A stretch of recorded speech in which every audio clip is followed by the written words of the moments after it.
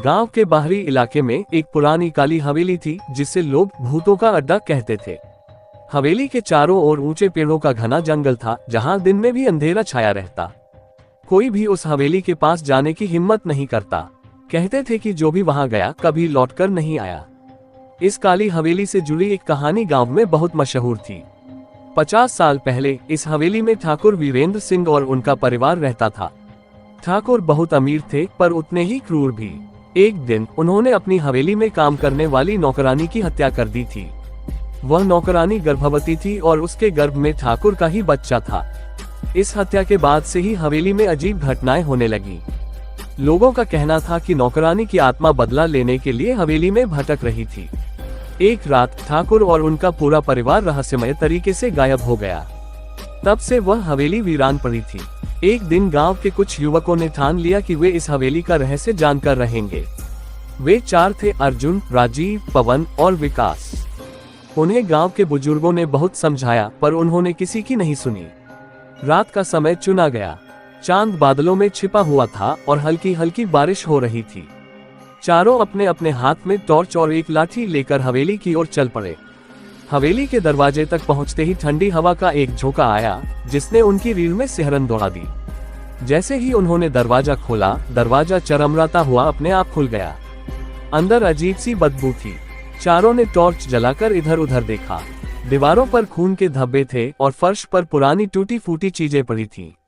जैसे ही वे अंदर गए, दरवाजा जोर से बंद हो गया।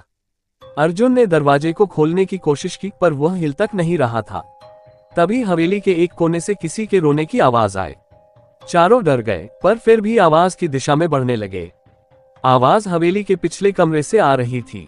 कमरे का दरवाजा बहुत पुराना और जंग लगा हुआ था। जब उन्होंने उसे धक्का दिया तो दरवाजा चीखते हुए खुला। अंदर घुप अंधेरा था। तभी राजीव ने टॉर्च की रोशनी में एक परछाई देखी।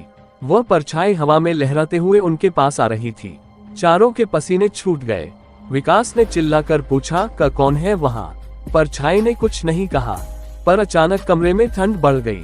अर्जुन की टॉर्च झपझपाने लगी और तभी एक डरावनी महिला का चेहरा उनके सामने आ गया। उसकी आंखें जलती हुई लग रही थी और उसके लंबे नाखून खून से सने हुए थे। तुम लोग यहाँ क्यों आए हो? महिला ने भयानक आवाज में पूछा। चारों कांपते हुए पीछे हटने लगे। पवन ने हिम्मत करके कहा, हम यहाँ तुम्हारा रहस्य जानने आए हैं। महिला जोर से हंसी, रहस्य? अच्छा तो सुनो। उसने हवेली में हुई हत्या की पूरी कहानी सुनाई और फिर कहा, मैं इस हवेली की रक्षक हूँ। जो भी यहाँ आएगा उसे मैं जिंदा नहीं छोड़ूंगी।